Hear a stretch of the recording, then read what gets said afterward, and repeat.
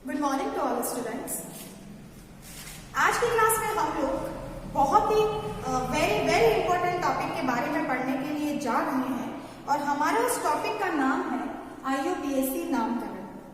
हमें उप सह संयोजी यौगिक का IUPAC नामकरण करना है। इम्पॉर्टेंट इसलिए है, वेरी इंपॉर्टेंट इसलिए है क्योंकि एग्जाम में इस टॉपिक से रिलेटेड एक या दो क्वेश्चंस आपको एग्जाम में देखने को जरूर मिलेंगे। तो उसके लिए पिछली कक्षा में हम लोग जब बात कर रहे थे द्वितीयक संयोजकता की, हम लोगों ने पिछले वीडियो में द्वितीयक संयोजकता के बारे में पढ़ा था कि इलेक्ट्रॉन युग्म को ग्रहण करना और इलेक्ट्रॉन युग्म को देना और किस प्रकार से हम लोग द्वितीयक संयोजकता को निकालते हैं। आज हम उसको आगे बढ़ाते हुए, उस टॉपिक को आगे बढ़ाते हुए बात करते हैं IUPAC नामकरण की। इसके लिए हमें कुछ टर्म्स होते हैं, कुछ टर्मिनोलॉजी होती है, वो याद रखना बहुत जरूरी है, अदरवाइज हम लोग IUPAC नामकरण नहीं कर पाएंगे। तो आइए हम लोग समझते हैं एक एग्जाम्पल के माध्यम से कि हम कैसे IUPAC नामकरण निकालते हैं। तो मैं आपको इसके एक एग्जाम्पल देती हूँ।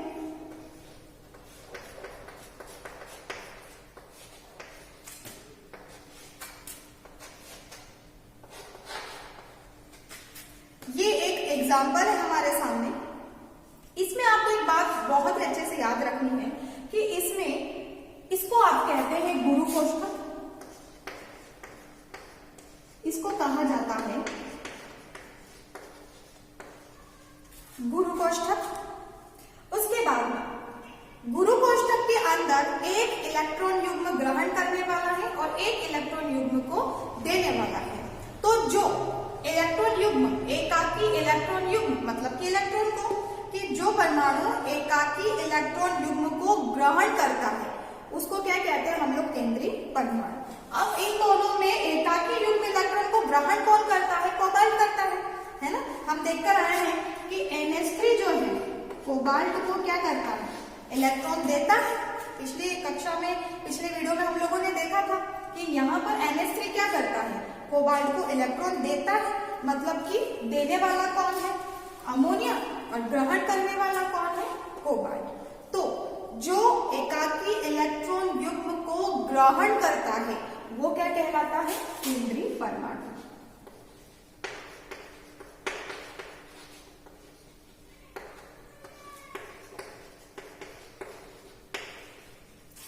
और जो एकाकी इलेक्ट्रॉन युग्म को देता है, जो दानी है, उसको क्या कहते हैं हम लोग? लिगेंड कहते हैं।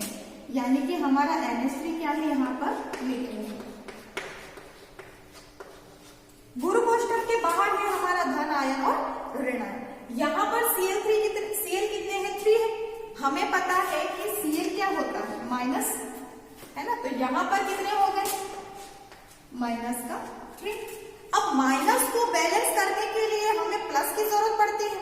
माइनस को बैलेंस करने के लिए हमें प्लस की जरूरत पड़ेगी। तो यहाँ पे क्या हो गया? प्लस का 3। दो चीज हमको याद रखनी है। पहली चीज तो ये कि जो एकाकी युग्म इलेक्ट्रॉन को ग्रहण करता है वो कहलाता है केंद्रीय परमाणु, और जो एकाकी इलेक्ट्रॉन युग्म को देता है वो कहलाता है हमारा लिगेंड। ठीक है। और ये जो ब्रैकेट है इसको कहते हैं हम लोग गुरु कोष्ठक। अब बात करते हैं आगे की। जैसे इसमें तो हमारा ये लिगेंड है, जब भी हम लोग IUPAC नामकरण करेंगे तो ये लिगेंड लिखेंगे हम लोग संख्या सहित। जितनी भी संख्या दी गई है हम लोग उसका IUPAC नामकरण संख्या सहित करेंगे। तो ये लिगेंड कौन सा है हमारा? संख्या सहित।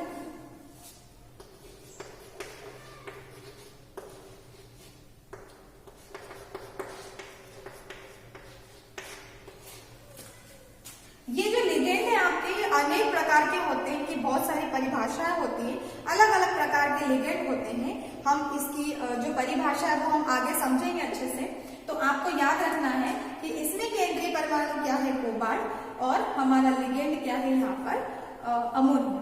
ठीक है। जब भी हम लोग IUPAC नामकरण करते हैं तो इन लिगेंड्स का क्या होता है? नाम बदल जाता है। जैसे अगर ये NH3 है तो आपको ये याद रखना है कि NH3 को कहते हैं हम लोग एमीन। क्या कहते हैं? एमीन।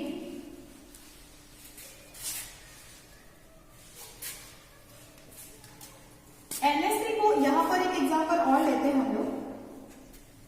एक पोटेशियम कैथोड, ब्रैकेट के अंदर है आपका Fe आयरन, CN6। अब अगर मैं इसमें केंद्रीय परमाणु की बात करूंगी तो क्या हो जाएगा हमारा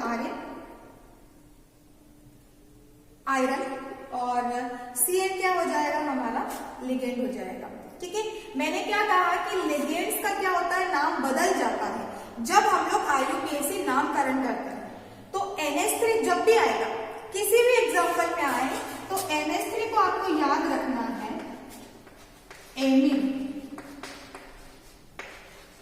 क्या याद रखना है, एमीन। और जब भी आपके किसी भी प्रकार के एग्जाम्पल में अगर सीन आ जाए तो आपको याद रखना है साइनो।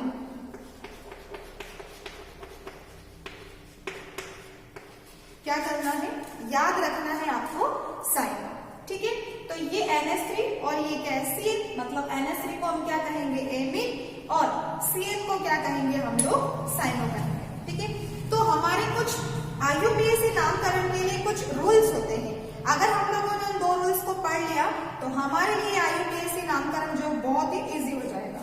तो हम 2 नाम देख लेते हैं, वो रूल कौन कौन से हैं।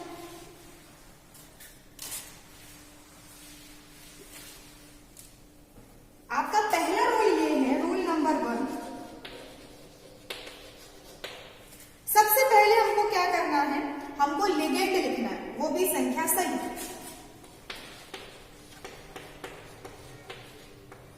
सबसे पहले क्या आएगा, लिगेंड आएगा, वो भी संख्या सही।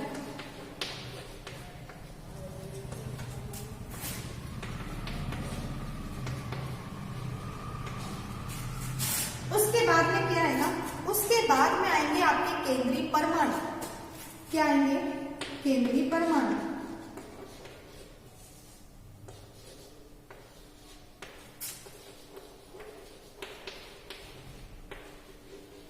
केंद्रीय परमाणु के बाद में इसी केंद्रीय परमाणु की आएगी ऑक्सीकरण अवस्था, ऑक्सीडेशन स्टेट।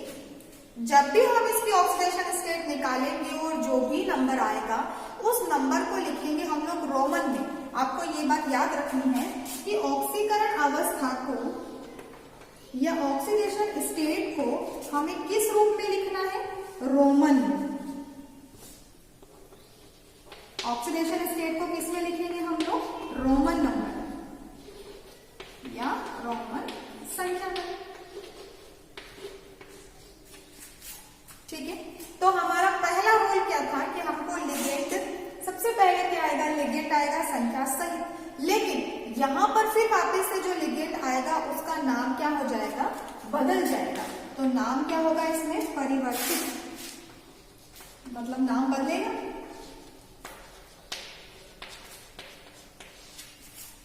अब हम लोग केंद्रीय परमाणु की ऑक्सीकरण अवस्था कैसे निकालेंगे वो हम आगे देख लेते हैं। तो सबसे पहले रूल नंबर 1 क्या याद रखना है हमको, लिगेंड लिखना है, वो भी संख्या सहित, और उसका भी नाम बदल जाएगा। दूसरा, केंद्रीय परमाणु लिखेंगे हम उसके बाद में, और केंद्रीय परमाणु की जो ऑक्सीकरण अवस्था है उसे किस में लिखेंगे हम लोग, रोमन संख्या में लिखेंगे। ये क्या था हमारा रूल नंबर 1। उसके बाद में रूल नंबर 2 बहुत ही छोटा सा है। पहले आएगा धन आयन और फिर आएगा ऋण आयन। रूल नंबर 2, जैसे एग्जांपल देखिए आप लोग, NaCl। NaCl को जब हम लोग आयनों में परिवर्तित करते हैं तो Na पर आ जाता है प्लस और Cl पर आता है माइनस। इसका नाम क्या होता है, आप सभी को पता है बहुत अच्छे से, इसका नाम होता है सोडियम क्लोराइड।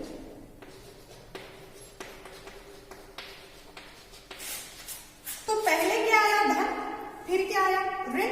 तो हमारा रूल नंबर 2 क्या कहेगा कि पहले क्या आएगा, धन आयन, और फिर क्या आएगा, ऋण आयन। पहले क्या आएगा, धन आयन, और फिर क्या आएगा, ऋण आयन। ठीक है, ये 2 रूल है हमारे जो हमें IUPAC नामकरण को इजी बनाने में मदद करते हैं। तो अब हम लोग आ जाते हैं कि किस प्रकार से हम लोग IUPAC नामकरण को निकालेंगे।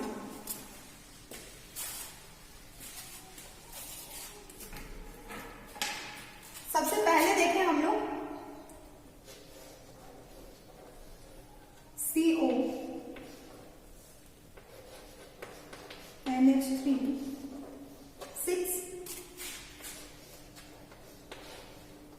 CN3।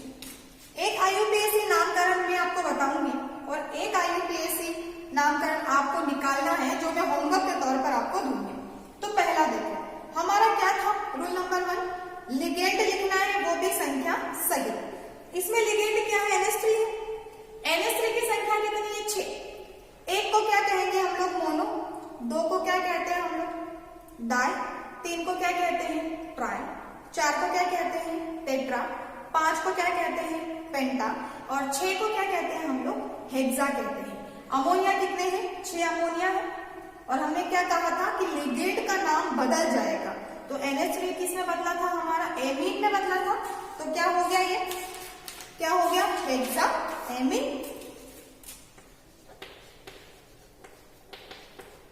Hexa amine. उसके बाद में क्या नियम था, हमको केंद्रीय परमाणु लिखने। केंद्रीय परमाणु में कुछ परिवर्तन नहीं था, तो केंद्रीय परमाणु क्या है हमारा, कोबाल्ट। तो हम एज इट इज लिख देते हैं कोबाल्ट।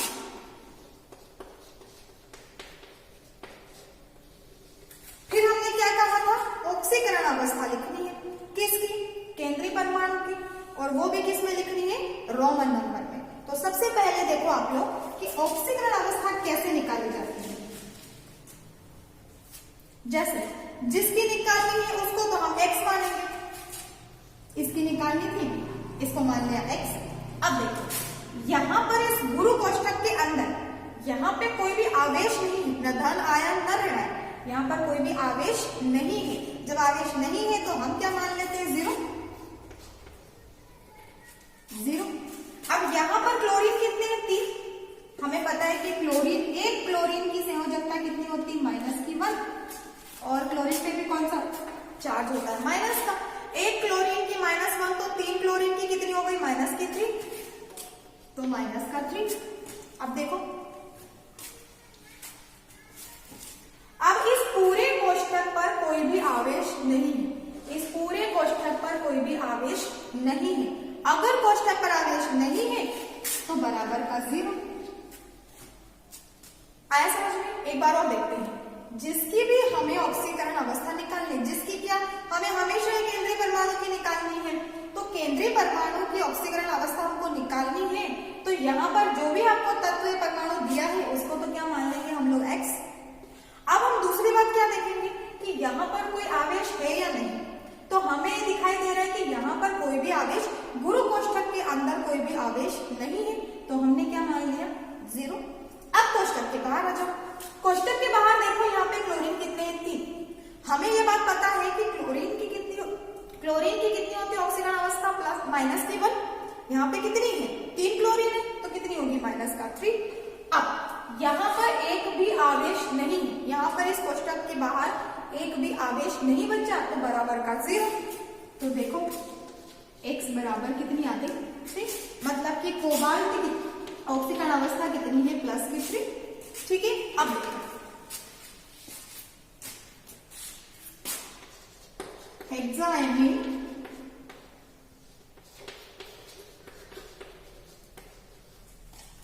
कोबाल्ट। अब मैंने क्या कहा था आपको कि ऑक्सीकरण अवस्था किस में लिखनी है, रोमन नंबर में लिखनी है। तो हेक्साएमीन कोबाल्ट,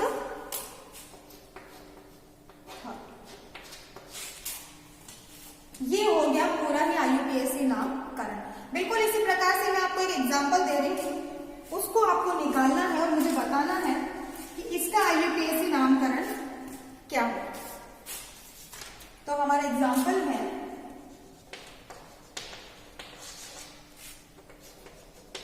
K4 Fe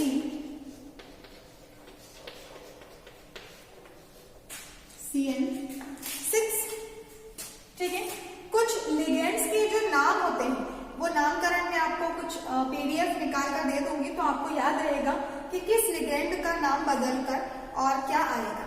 ठीक है। तो आपका ये होमवर्क है और आपको बहुत अच्छे से IUPAC नामकरण जैसे समझाया है नियम के अनुसार अगर आप करेंगे तो आपका IUPAC नामकरण कभी भी गलत नहीं होगा। हम कल की क्लास में कुछ और एग्जांपल्स लेंगे और समझेंगे कि IUPAC नामकरण और उनके ऑक्सीडेशन स्टेट को हम किस प्रकार से निकाल सकते हैं।